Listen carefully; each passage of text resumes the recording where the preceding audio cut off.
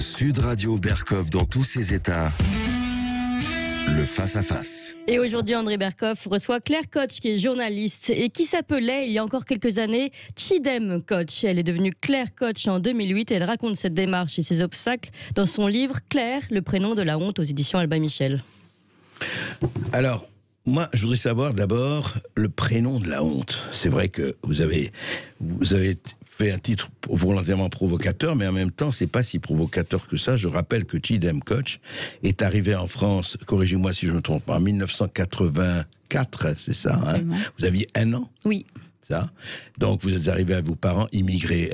Non, ils étaient déjà en France. Ils sont arrivés là de Strasbourg. Ils sont arrivés de Turquie. Ils sont arrivés de Turquie en septembre 84. C'est ça. Voilà. Et donc, ils se sont installés d'abord à Strasbourg. D'abord à Rennes. D'abord à Rennes, dans un foyer de jeunes travailleurs. Voilà. Voilà, et ensuite dans une première cité, une seconde, et ensuite ils ont déménagé à Strasbourg en 96. Alors vous êtes quand même quelqu'un d'assez spécial. Enfin, je dirais que j'ai affaire non pas à la dernière des Mohicans, mais peut-être à la première des Mohicans, parce que vous arrivez, et au lieu de dire, moi, mon identité, c'est la Turquie, c'est les traditions, c'est ceci, c'est cela, vous dites, moi, je me sens française en ayant écouté un certain nombre, et à la fois des films, Casablanca et autres, et puis la télé, et puis les chansons, et puis tout ça. Et non seulement vous vous sentez française, non seulement vous voulez devenir française, et vous racontez très bien dans votre livre comment vous avez obtenu la naturalisation et la cérémonie qui s'est passée, mais en plus, vous êtes fière d'être française et d'être devenue française. Enfin, écoutez, ça on va vous prendre, on va vous mettre au musée. Là, il y a une espèce de truc particulier. Aujourd'hui, on dit que la France est raciste systémique, on ne parle que des coloniaux, que des racisés, que des réunions non mixtes. Vous vous dites non, assimilation, assimilation, assimilation.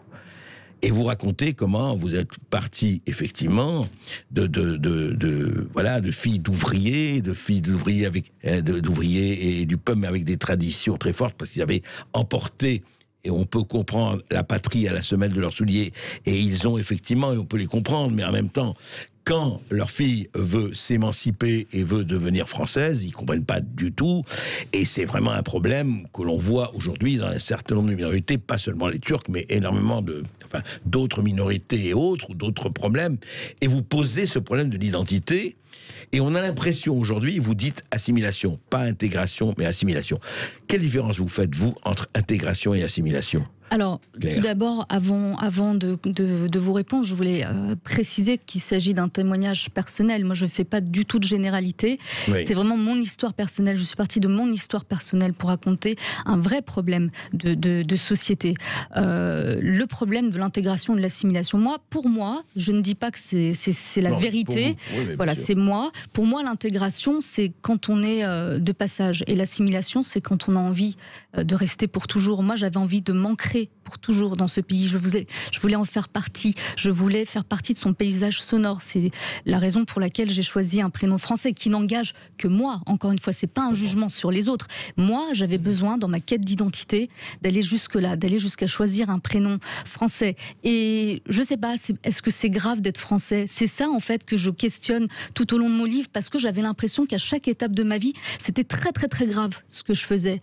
C'était, alors que je voulais m'assimiler. C'était une course d'obstacles, quoi. Absolument. Et c'est pour ça que je dis que lors de ma cérémonie de naturalisation, lorsque j'ai chanté la Marseillaise, je me sentais comme une résistante, parce que tout autour de moi ne m'avait pas poussée à aimer la France. Bien au contraire.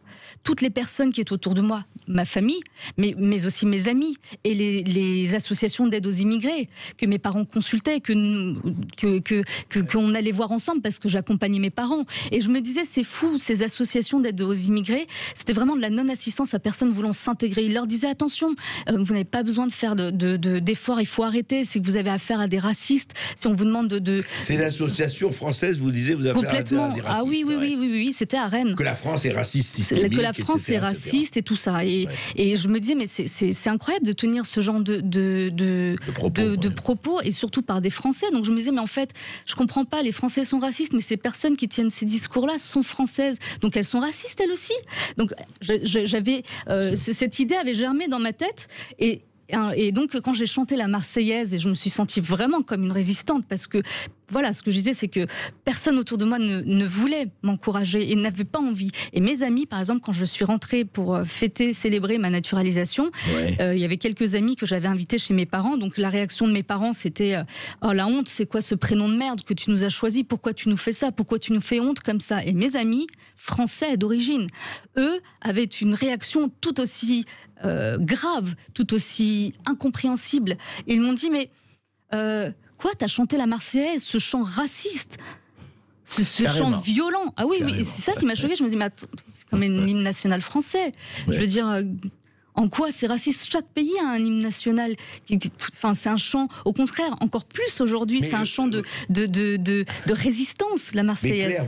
Mais Claire, maintenant, avec le recul, vous sentez ces gens-là, je parle des associations, des amis comme ça, journalistes autres, c'est quoi? C'est une haine de soi? C'est du boboïsme masochiste? C'est quoi? Moi, je les appelle les bien-pensants, c'est-à-dire ceux qui partent du principe qu'ils veulent bien faire, et en fait ils vous enfoncent parce que c'est vraiment, en fait, quand c'est répétitif, ça devient de la xénophobie. Par exemple, on peut me demander bien évidemment de quelle origine je suis. Je suis fière de mes origines, je ne les rejette absolument pas.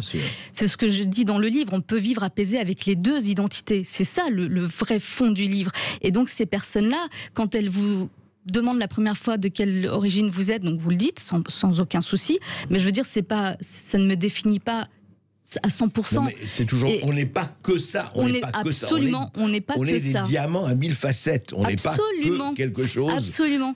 Donc c'est une assignation à résidence. Voilà. C'est une assignation à résidence identitaire perpétuelle. On venait me voir que pour me poser des questions sur la Turquie. Alors j'expliquais.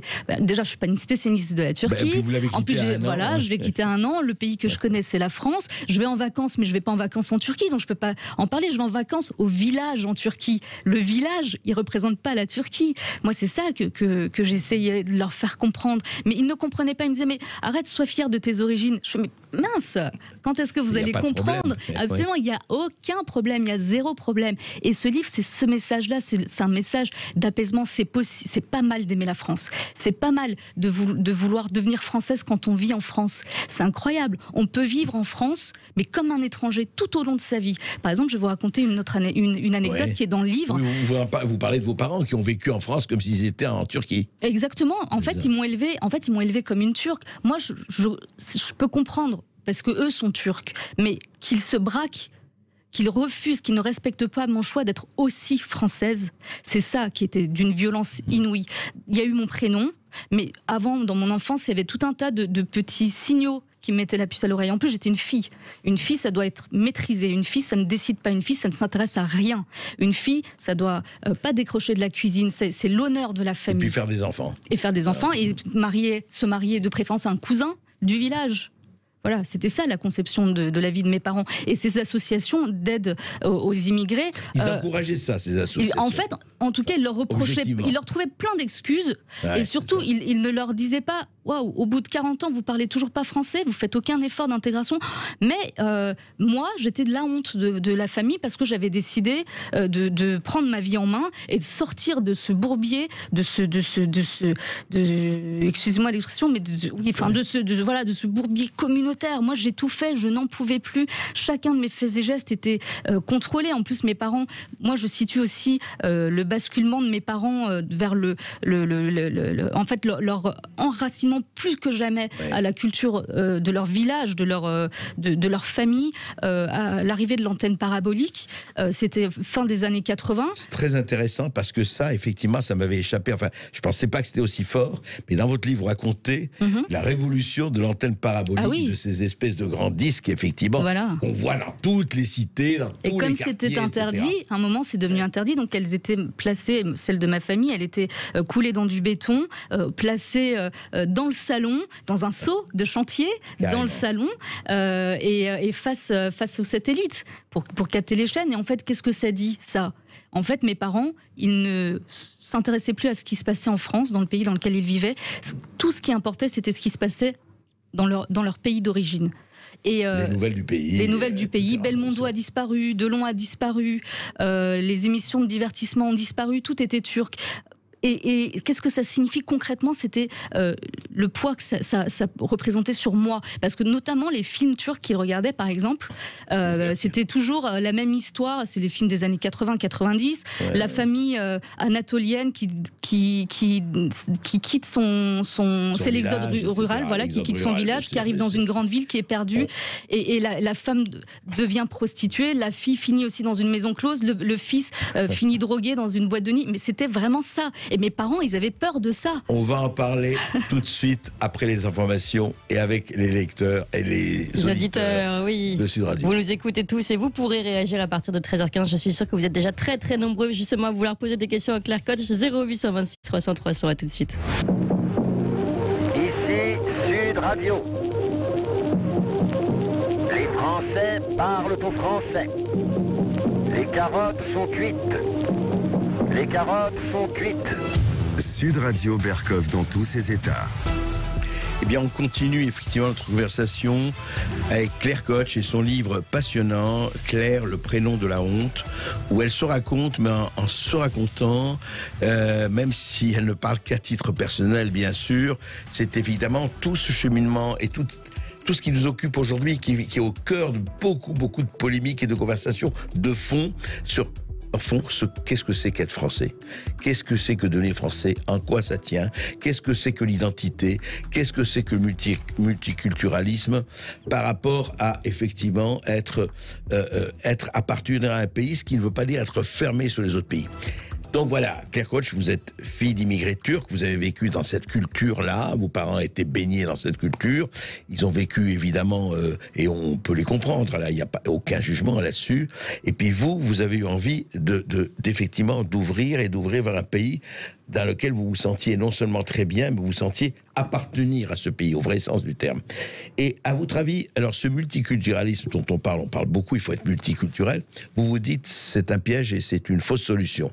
Absolument. En fait, contrairement à ce qu'on croit, le multiculturalisme, c'est pas toutes les origines qui vivent ensemble, toutes les cultures, toutes les communautés qui vivent ensemble et qui se mélangent. Bien au contraire, en fait, on nous a mal expliqué les choses. Le multiculturalisme, c'est chaque communauté qui vit dans son coin sans se mélanger.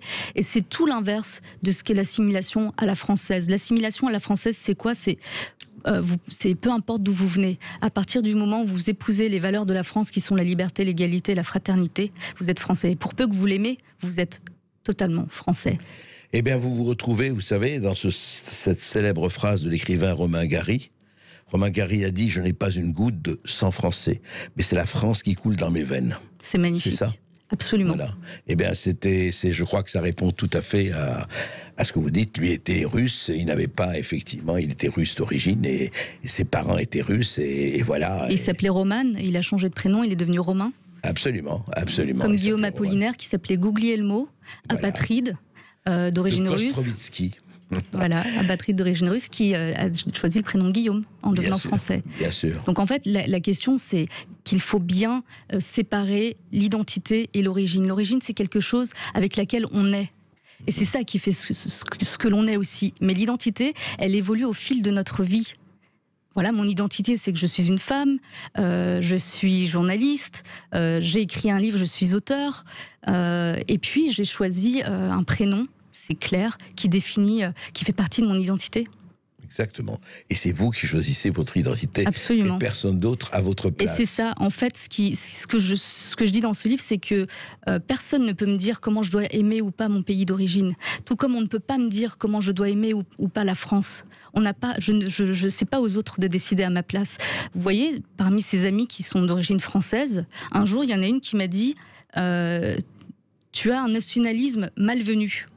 Parce que, absolument, parce que je lui avais dit, il faut, tu vois, tout n'est pas rose en France, mais gardons les choses positives. Moi, ce qui m'intéresse, c'est le positif. Et elle m'a dit, arrête avec ton nationalisme malvenu. Vous vous rendez compte? Quelle hôte?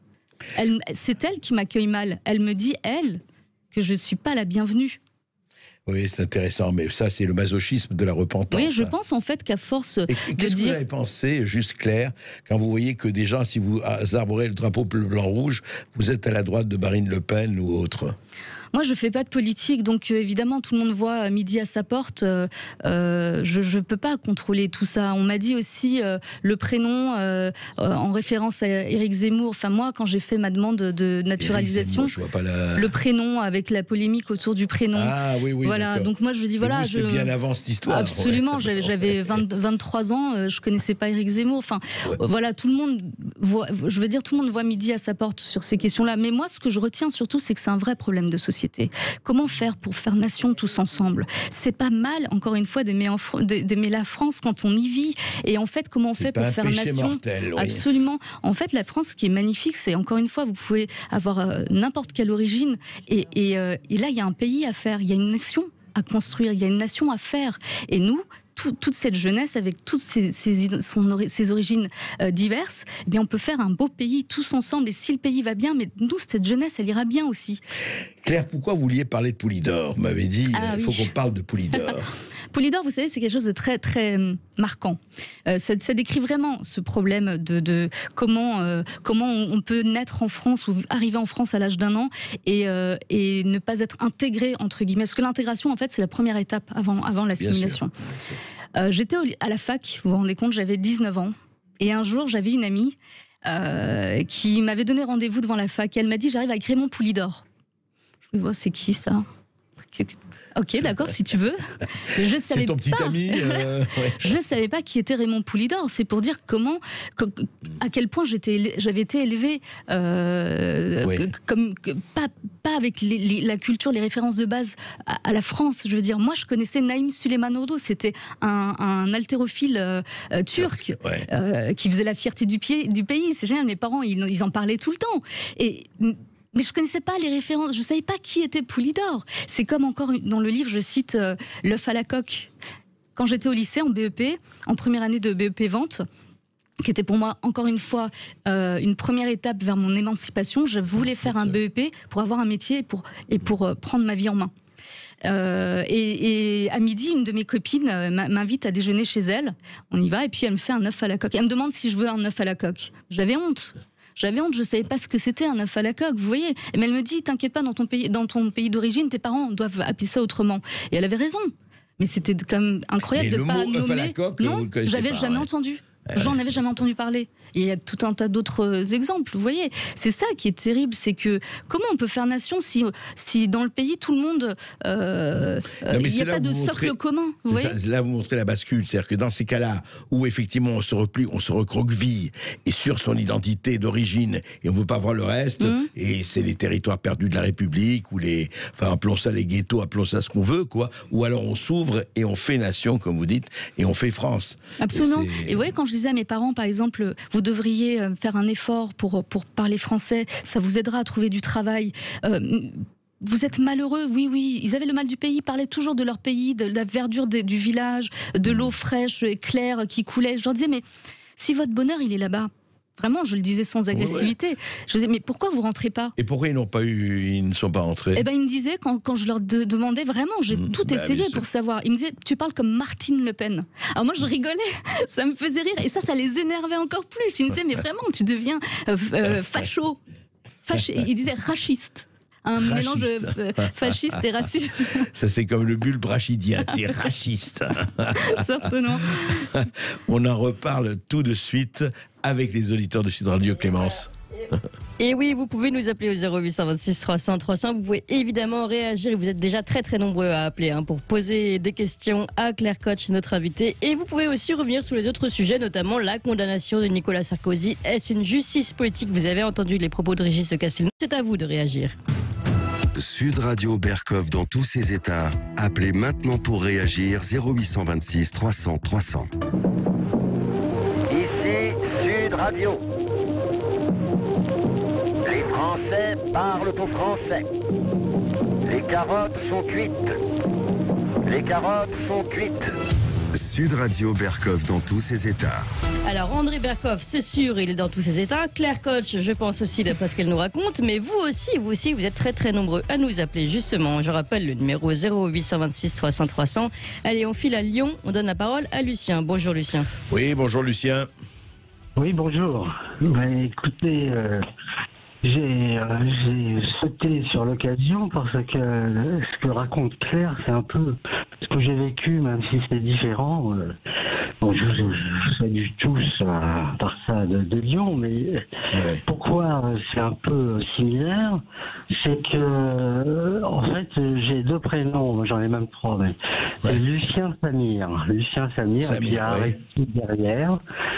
Et mais au départ c'était Samir. Et puis bon, j'ai vécu mon enfance sans problème en fait à l'époque. Bon, alors mais à un moment donné, au fur et à mesure que j'allais ici et là, que j'ai grandi quoi, dans les soirées, le fait que je m'appelais Samir, tout de suite était catalogué par justement toute cette façon maintenant aujourd'hui de classer les gens par par couleur, identité, etc. Enfin bref, par exemple, on me présentait des toasts dans une soirée, et pourtant des gens que je connaissais. Ah ben non, Samir, tu peux pas en prendre, t'es musulman. Je dis mais comment tu sais? Non mais attendez, il vous disait ça, c'est-à-dire qu'un musulman, les musulmans n'a pas le droit de boire de l'alcool. Alors quelle imbécilité ça. Non mais en plus je les connaissais, mais bon, peut-être pas très intimement, mais en tout cas. Non mais d'accord, je comprends. Et là tout de suite, alors plusieurs fois c'est arrivé comme ça, mais je faisais pas très attention, j'étais attiré ailleurs, etc. Et en même temps, mes parents sont chrétiens de religion, on vient d'Afrique du Nord, mais mes parents m'avaient toujours dit il faut cacher, il faut rien dire. D'ailleurs, ils n'allaient même pas dire à leur famille.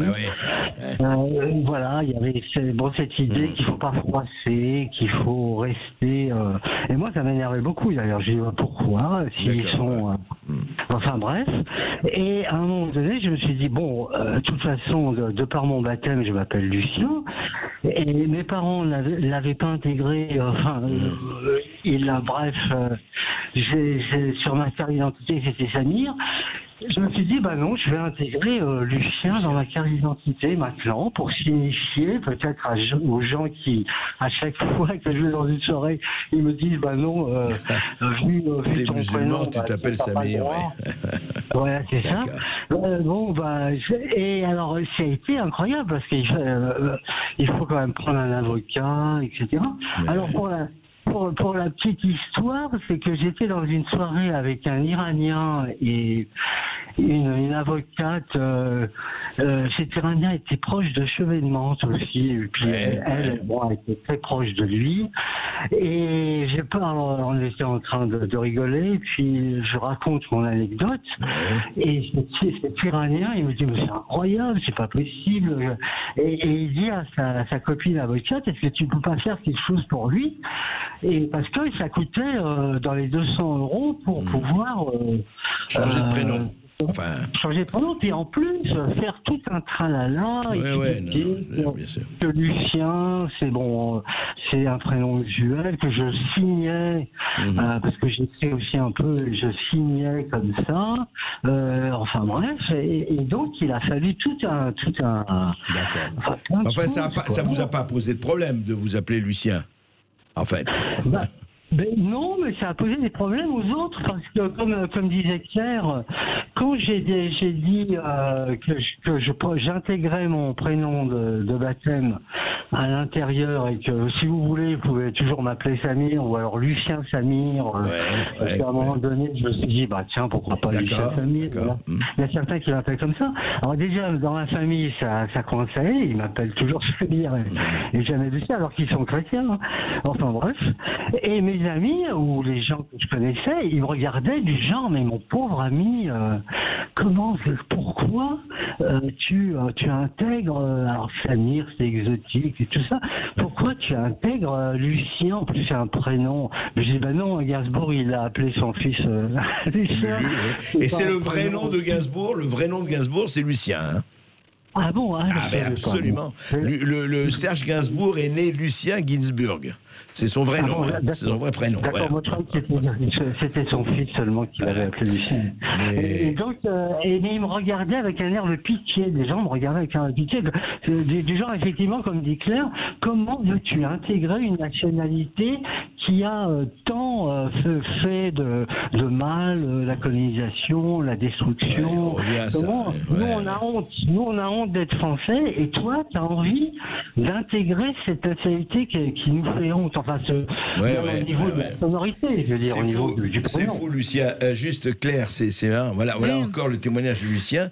C'est-à-dire que quand même, ces gens, c'est quand même étonnant, parce que moi, je veux bien, on n'aime pas la politique française, on n'aime pas certaines choses. Il y a eu des choses, d'ailleurs, tout à fait lamentables, comme dans tous les pays.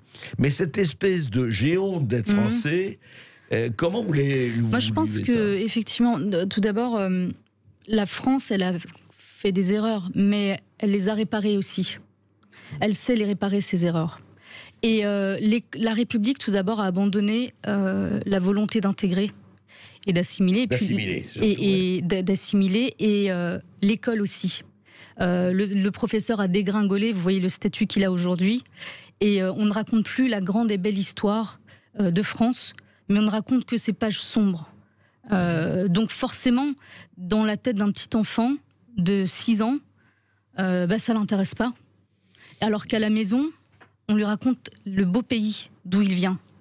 Donc les parents, eux, sur ce plan-là, les parents d'origine étrangère, en tout cas mes parents à moi je vais parler de mon cas, je ne généralise pas, mes parents, ils étaient fiers de leur pays, et donc ils transmettaient cette fierté. En fait, le roman national, c'était la Turquie, c'était pas la France. Voilà, exactement. Et alors, je vais vous raconter autre chose, c'est-à-dire qu'à l'école primaire où j'allais à Rennes, le mercredi, il y avait un cours optionnel, c'était les ELCO, donc c'était les écoles pour les langues et communautés d'origine, pour les enfants issus de l'immigration, et mes parents voulaient que je parle turc, que je lise le turc et que je connaisse l'histoire de la Turquie. Très bien, c'était leur volonté. En plus, eux, ils voulaient en plus de ça que je sois turque dans tous les aspects de ma vie. Donc j'allais dans les ELCO, très bien. Qu'est-ce qu'on nous apprenait dans les ELCO? Le mercredi, alors que mes copains restaient dans la classe avec la maîtresse pour faire de l'art plastique, vous voyez, on apprenait l'art plastique en face. Et nous, on nous apprenait à être fiers d'être turcs. Ce qui est en fait quelque chose de sain, c'est une notion saine, la fierté. Donc on récitait je suis turc, je suis fier, c'est la devise turque. Je suis turc, je suis fier, je suis travailleur. Vraiment, tous les mercredis, c'était ça. Je dois protéger les plus petits que moi et respecter mes aînés. Puis il y avait encore d'autres choses. Mais quand je revenais à l'école française, de la République française, qui était dans la même... Ça, c'était une autre classe, dans la même école. Le même immeuble, on nous apprenait pas à être fiers d'être français. Pourquoi c'était mal d'être français? C'est là, en fait, qu'il y avait quelque chose qu'il y a toujours. Quelque chose de bancal. C'est incroyable. Et puis...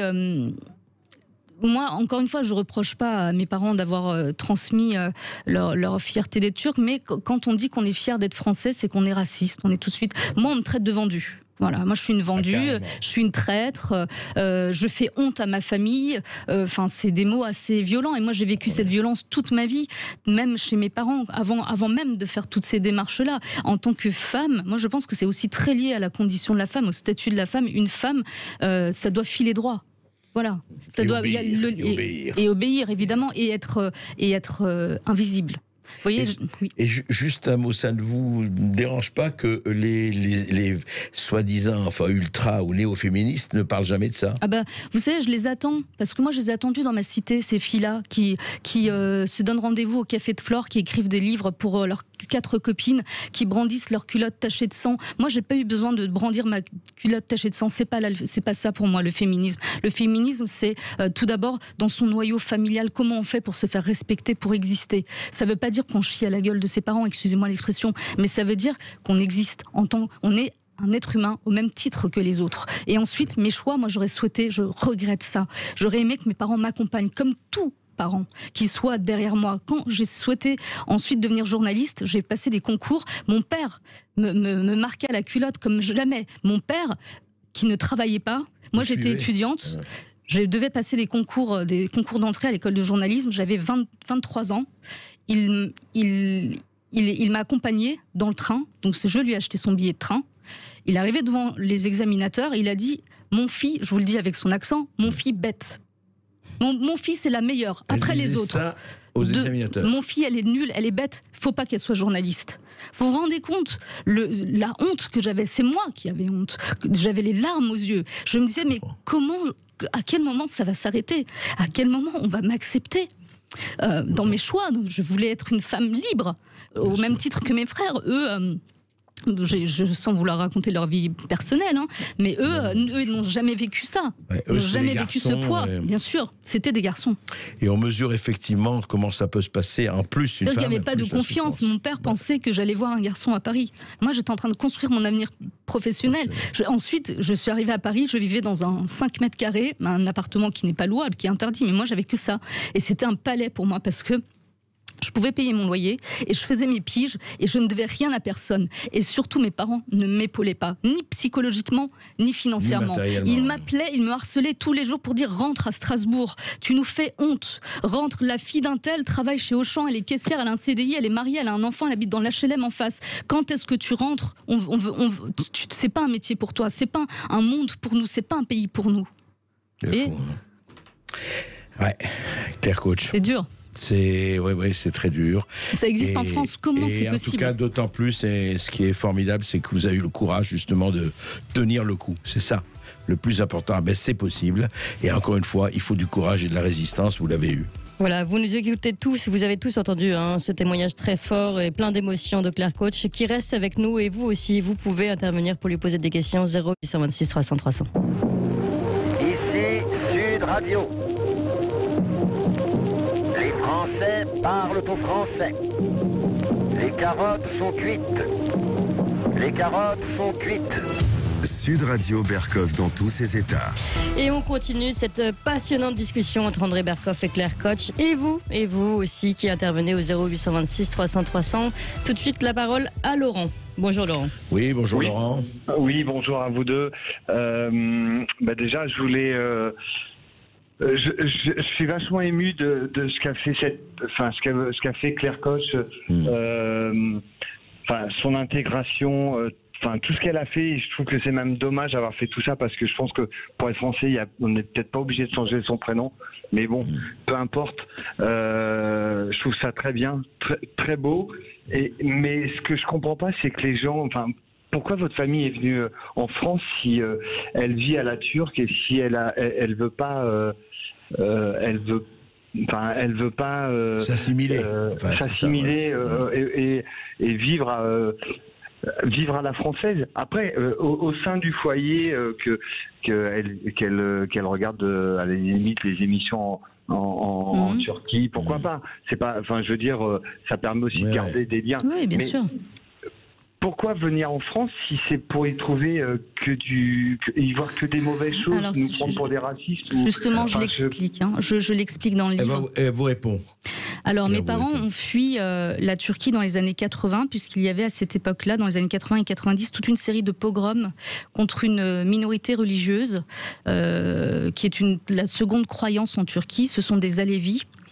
Et ils ont fui la violence. Entre les chiites, c'est un peu ça. Oui, alors je n'ai jamais su définir réellement, parce que je ne suis pas vraiment spécialiste de la question, mais disons qu'ils ont une pratique de l'islam différente. Voilà. Et ils ont été persécutés. Ils étaient persécutés parce qu'à chaque fois qu'il y a eu un coup d'État, en Turquie, il y a eu beaucoup de coups d'État, quasiment tous les 10 ans à partir des années 60. Et en fait, cette communauté était pointée du doigt comme l'unique responsable des troubles du pays, parce que c'est toujours plus facile de trouver un bouc émissaire. Donc ils ont fui cette violence. Et lorsqu'ils sont arrivés en France, c'est ce que j'explique, ils étaient plutôt ouverts à la culture française au départ. Et puis ils ont eu affaire à ces associations françaises qui leur disaient qu'il ne fallait pas faire d'efforts, c'était pas bien, qu'on les avait mal accueillis. Qu'est-ce qu'on les avait mal accueillis? Donc cette histoire, à force de l'entendre, ils ont fini par y croire. Et puis finalement, leur intégration, peut-être qu'ils en avaient pas tant envie que ça, puisque le pays leur manquait. Et ils trouvaient, par exemple, dans le livre, je raconte un jour la femme du boulanger, le film de Marcel Pagnol que je montre à mes parents. Et pour eux, le cinéma était aussi une fenêtre sur la culture française. Et ce qu'ils envoyaient était une généralité pour eux. Donc les femmes trompaient leur mari, pouvaient partir, elles n'avaient pas d'honneur. Voilà l'image qu'avaient mes parents des Français, donc ça les confortait. De cette culture. Mais ils ne sont pas venus, alors juste un mot Claire, ils ne sont pas venus pour le travail, c'est pas les immigrés économiques au départ. Aussi, bien sûr, bien sûr, il y avait aussi cet élément-là important, puisqu'en Turquie c'était des bergers. Ils étaient au fin fond de leur village, ils avaient des troupeaux. Parce que beaucoup de gens sont venus aussi pour le travail. Eux, ils sont venus aussi pour le travail. Mais très vite, ça a changé. Et puis, la cité dans laquelle on habitait s'est peu à peu vidée des dernières références à la culture française. Donc, les dernières familles d'origine française. Les derniers Européens sont partis. Absolument. Et on peut le dire, les familles françaises d'origine, elles sont parties. Vous avez vu cet exode-là? Oui, je l'ai vu. Je me souviens même des derniers. Vraiment, c'était un couple. C'était où, ça? Quelle cité? D'abord, ça, c'était à Rennes. Il y avait un dernier couple, c'était nos voisins de palier, monsieur et madame, je ne veux pas citer leur nom, mais voilà, ils sont morts d'ici depuis, mais eux c'était vraiment les derniers, et puis ils nous apportaient du pot-au-feu, c'était magnifique. Vous vous rappelez pourquoi ils sont partis? Je sais pas, mais... Non, mais je veux dire, est-ce qu'il y a eu un regroupement? Ils se sentaient plus... Déjà, ils étaient pas très nombreux, et puis on les traitait de racistes, donc à mon avis, c'était... En plus, ils étaient vieux, quoi, donc ils avaient peut-être autre chose à faire que de se faire traiter de racistes alors qu'ils étaient à la retraite et qu'ils voulaient certainement finir leur jour pépère autrement. Et donc, ces familles-là étaient remplacées par d'autres familles. Et nous, notre cité à Rennes était particulière parce qu'il y avait vraiment une forte concentration de Turcs. Et je sais que ça avait un énorme poids sur mes parents parce que nous, ma mère, elle portait pas le voile. Mais c'est même au-delà de cette question-là. Mais ça, c'était un élément qui les définissait visuellement par rapport aux autres familles. Et donc, c'était la pression de cette communauté sur mes parents. Moi, je ne leur trouve pas toutes les excuses. S'ils avaient vraiment envie, ils auraient quitté aussi la cité pour aller acheter un pavillon et faire leur vie autrement, loin de tout ça. Mais voilà, il y a beaucoup d'explications que je cite dans le livre. Clémence. Ouais, on retourne au standard. On va donner la parole à Martial, qui nous appelle de Lyon. Bonjour Martial. Oui, bonjour Martial. Bonjour André, bonjour Clémence. Bonjour. Merci de me donner la parole. Et bon, je voulais parler de deux sujets sur le jugement de M. Sarkozy. Oui. Mais je vais commencer par Claire. Oui. Je voulais lui dire bravo. Bravo. Merci, monsieur. Et quand je l'entends, je suis fier des Français. Ouais. Vraiment, je lui dis bravo pour son courage et je lui souhaite qu'une chose, c'est qu'elle puisse accéder à des postes importants au niveau de la France. Parce que je pense que c'est des gens comme vous qu'il faudrait dans les gouvernements. Écoutez, Claire, on la retrouve ministre de la Culture. Allez, 5 ans à peu près, 8 ans. Franchement, je la félicite pour son courage. Merci, monsieur. Et je peux lui dire qu'elle n'est pas seule, parce que j'ai un ami algérien que j'ai vu encore ce week-end, et il avait le même discours que vous. Le même discours que vous. Et Martial, alors sur Sarkozy, qu'est-ce que vous vouliez dire? Alors sur Sarkozy, moi je rejoins la revue de presse d'Elisabeth Lévy de ce matin. Et je suis d'accord avec elle. Et moi, ça me gêne un peu quand même qu'on voit un président de la République française condamné à un enferme.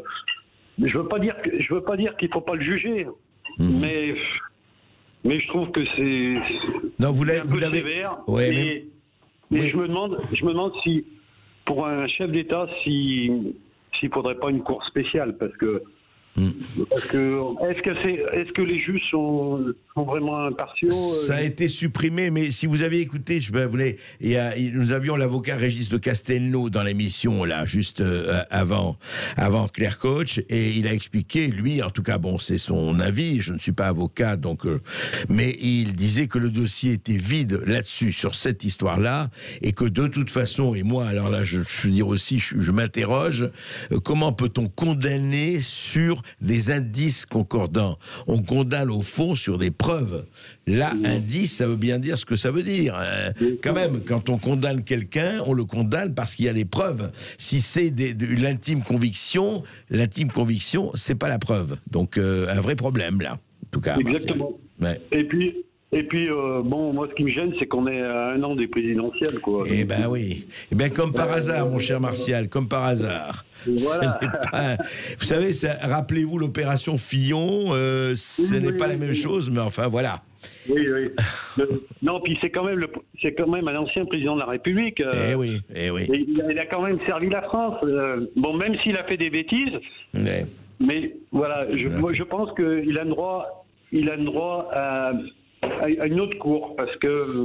Il y avait la Cour de justice, la spéciale Cour de justice qui a été supprimée pour les présidents et pour les ministres. Mais merci Martial, en tout cas, beaucoup de gens, beaucoup d'auditeurs partagent vos interrogations, voire vos indignations. Voilà, vous pouvez continuer d'ailleurs de réagir à propos de cette condamnation de Nicolas Sarkozy. Est-ce une justice politique? Vous pouvez évidemment réagir à ce sujet. Et puis surtout, notre invité Claire Koch est toujours là. Vous pouvez aussi lui poser des questions. Un seul numéro, 08 26 300 300. Ici Sud Radio. Les Français parlent au français. Les carottes sont cuites. Les carottes sont cuites. Sud Radio Berkov dans tous ses états. Et vous êtes très très nombreux à réagir justement au témoignage de Claire Koch qu'on a encore avec nous en studio à Sud Radio. Et vous réagissez aussi sur les réseaux sociaux, sur le Facebook Live notamment. Un commentaire que je vous lis tout de suite. Non seulement, madame, vous dites des paroles très sensées, mais vous pourriez apprendre à parler un bon français à nombre de chroniqueurs, journalistes ou animateurs. Et en plus de tout, vous êtes très jolie. Voilà, ça c'est pour vous Claire Koch. Voilà. Merci pour le compliment. Donc Claire Koch sera à la fois star et elle sera mise de la culture. Non, moi je fais pas de politique. Non, faites pas. En revanche, je veux bien un journal. On verra ça. On en parlera après l'émission. En tout cas, voilà, vous continuez aussi de nous appeler au 0826 300 300. La parole à Carlos qui nous appelle de Narbonne. Bonjour Carlos. Oui, bonjour Carlos. Bonjour et merci de m'avoir pris à l'antenne.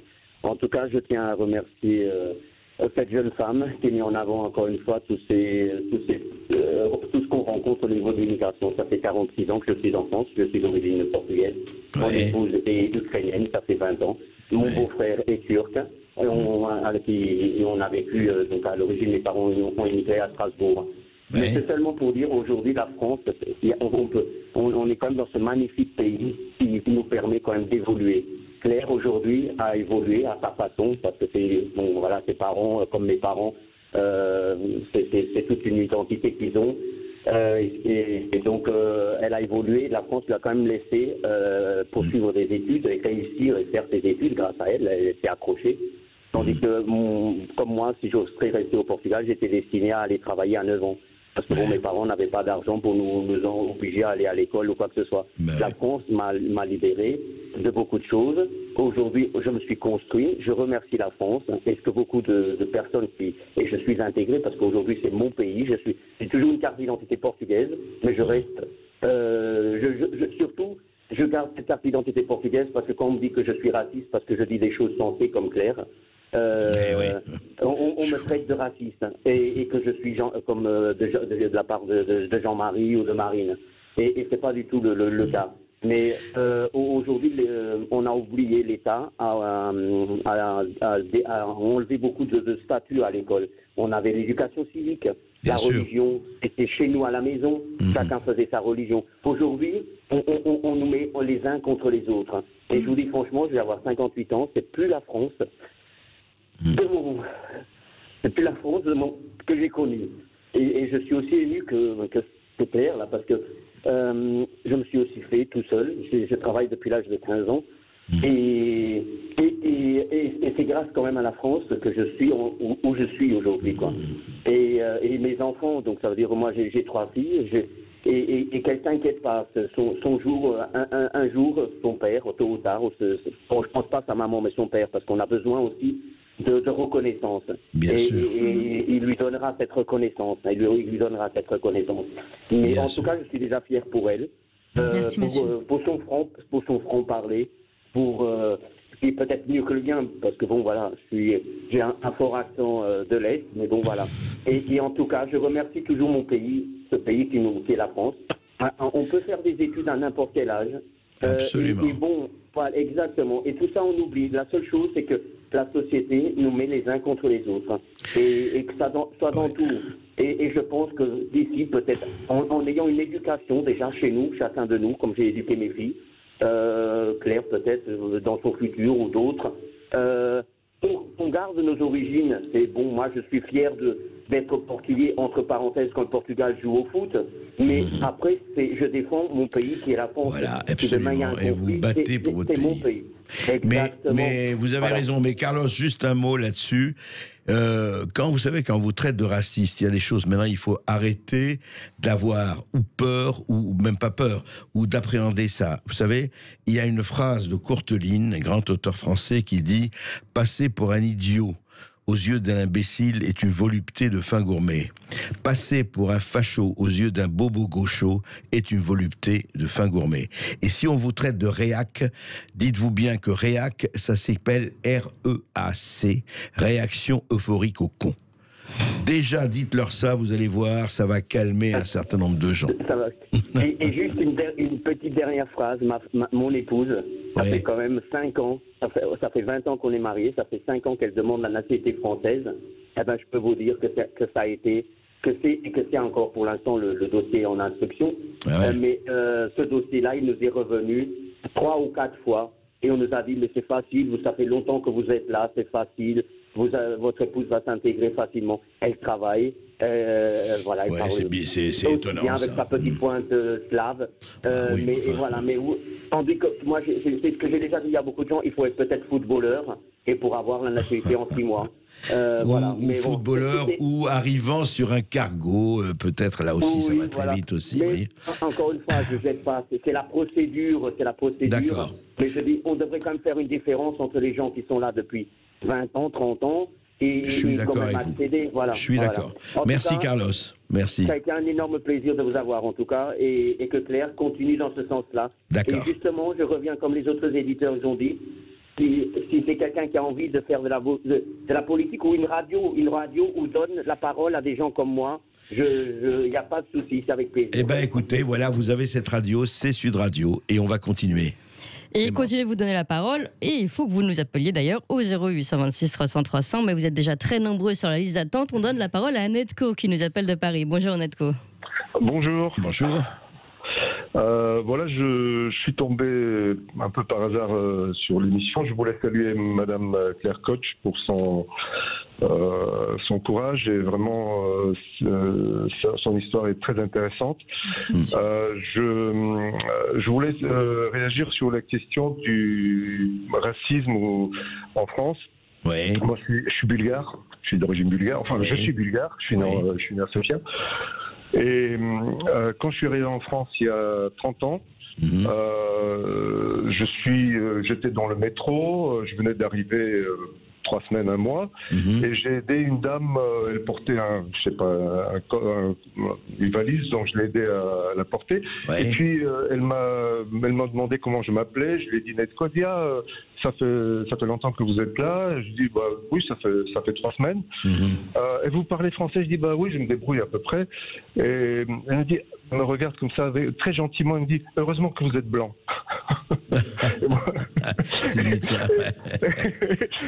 Et c'était pas méchant, il y avait aucune. Ouais, je comprends. Voilà. Et moi, je raconte cette histoire, ça me fait toujours rire. Mais par contre, même avec un prénom comme le mien, je peux dire que je n'ai jamais senti du racisme. Enfin, je suis blanc, donc c'est pas du racisme, ou du chauvinisme. Enfin, voilà, j'ai jamais senti ça. Jamais senti j'ai mis un sentiment, peut-être qu'il a eu, mais... Non, mais vous l'avez jamais senti. Mais vous savez, hier j'étais avec justement un chauffeur de taxi algérien, on parlait de ça, un jeune, et il me disait la même chose. Il me disait, moi, vous savez, faut arrêter de dire raciste. Moi, je suis là depuis 20 ans en France, il est venu avec ses parents, un peu comme Claire. Et moi, j'ai jamais senti ça, l'Algérien et Khalid, et voilà. C'est-à-dire qu'il faut bien sûr qu'il y a des racismes, et des racistes partout. Ce qui est lamentable, c'est de généraliser, de parler d'un racisme systémique, de dire tous les gens sont... Et c'est là où j'en veux à mort, à ces associations. Non, à mort, je dis pas ça. Vous avez raison, je l'enlève. Mais j'en veux à ces associations qui prêchent la haine, qui prêchent le recroquevillement, qui prêchent le ressentiment. Disant, restez comme ça, restez ce que vous êtes, surtout pas, etc. C'est pas possible. Enfin. Moi, quand on me demande souvent, les gens me disent, oui, vous parlez un français plutôt correcte. Et moi, systématiquement, ma réponse, c'est mais quand on va dans un pays étranger, la moindre des choses, c'est de parler autochtone, quoi. Exact. Voilà. Exact. Quand vous êtes à Rome, faites comme les Romains. Ouais, exactement. Exactement. À Rome, comme les Romains. Et pour revenir, oui, je suis bulgare. J'ai une culture plus ou moins bulgare, quoique j'ai passé plus de temps en France qu'en Bulgarie. Je suis arrivé, j'avais 25 ans. Mais c'est mon pays, point. Ben oui, voilà, c'est mon pays. C'est mon pays. On n'a pas discuté sur cette question. C'est mon pays. Il m'a accueilli. Donc, je me permettrai jamais de critiquer le pays qui m'a accueilli. Ouais. J'ai mes opinions. Bien sûr. Mais vous ne critiquez pas le pays en tant que pays, c'est ça. Non, mais non, jamais, on peut être des accords politiques, autres. Voilà. Après, j'ai mes opinions qui sont les miens. Mais bien je ne peux pas me permettre. Je pense que en tant qu'étranger qui a été accueilli, j'ai pas à critiquer le pays. Si je critique, je prends l'avion et je rentre chez moi. Absolument. Voilà, merci Nedko, merci, c'est clair. Et mes amitiés à Madame Claire Koch. Merci beaucoup, merci. Clémence. Je vous en prie. Allez, merci beaucoup Nedko. On retourne au standard, on donne la parole à Olivier qui nous appelle de l'Essonne. Bonjour Olivier. Oui, bonjour Olivier. Oui. Bonjour, merci de m'accueillir. Je voulais déjà remercier Claire qui est intervenue parce que son témoignage il est poignant. Et puis on se demande pourquoi il n'y a pas beaucoup plus de femmes comme Claire qui prennent la parole parce qu'il y a beaucoup de sagesse dans ce qu'elle dit. Et je voulais revenir, et puis vous, Monsieur Berkoff et toute votre équipe, je vous écoute tous les jours. D'ailleurs, vous êtes la seule émission que j'écoute parce que le reste me fatigue un peu.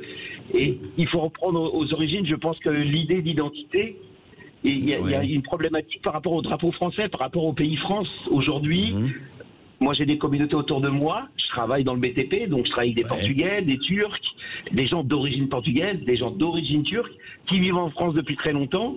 Et je suis étonné parce qu'il y a encore beaucoup de communautarisme. Dans leur façon d'être. Alors, quand je dis communautarisme, c'est pas au sens négatif, mais quand il y a un match de l'équipe du Portugal contre la France, un match de l'Algérie contre la France, un match même du Maroc, on pourrait aller plus loin, on s'aperçoit que des jeunes de 20 ans ou 18 ans qui n'ont jamais vécu, qui ont des cartes d'identité françaises et qui sont nés ici, se rattachent. Alors, je pense pas que ça soit de leur faute s'ils n'arrivent pas à se rattacher au drapeau France. Je pense que depuis les années 80, moi j'ai 52 ans, depuis les années 80, on nous a fait croire que on pouvait tout accepter, qu'il y avait ce tout en quelque chose qui faisait le tout France. Non, je suis désolé, la France, comme chaque pays, quand vous allez au Maghreb, vous voulez vous marier, si je veux me marier demain, même si je suis déjà marié avec une femme musulmane, eh ben je vais être obligé de me convertir. Absolument. Je ne serai pas marié officiellement. Et tous ces pays, moi je connais la Turquie, c'est un pays magnifique, j'y suis allé en vacances, je ne l'ai pas regardé de l'intérieur, je n'ai pas parlé aux populations, mais je pense que quand on va dans ces pays, on s'aperçoit que le poids de l'identité du pays est là, que personne ne pourra y déroger, qu'elle est installée, et que quand on est accueilli dans ce pays-là, eh ben moi je me plie aux règles du pays qui m'accueille, parce que c'est comme ça, parce qu'un pays doit avoir son identité. Et tous ces gens qui se sentent bien en France et qui disent que la France est un très beau pays, moi je l'entends tous les jours. Ben moi je trouve pas que mon pays soit très beau en ce moment, je suis vraiment désolé. Et pourtant je suis très ouvert, j'ai pas de, quelle que soit votre couleur de peau ou votre façon de parler, moi je suis toujours étonné, je vais vous dire, qu'une certaine population, moi si je vais vivre 20 ans en Turquie, je pense que je pourrais parler le turc. Et je souhaiterais le parler, je l'apprendrais même le turc.